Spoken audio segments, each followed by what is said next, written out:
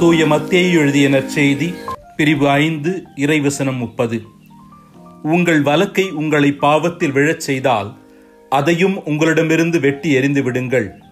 உங்கள் உடல் முழுவதும் நரகத்திற்கு செல்வதை விட உங்கள் உறுப்புகளில் ஒன்றை நீங்கள் இழப்பதே நல்லது. ஜெபம். நன்மையின் நாயகனே எம் இறைவா, நாங்கள் அனைவரும் பாவத்தில் இருந்து விடுதலை பெற்று நிலையான வாழ்வு வாழ வேண்டும் என்று நீர் விரும்புகின்றீர்.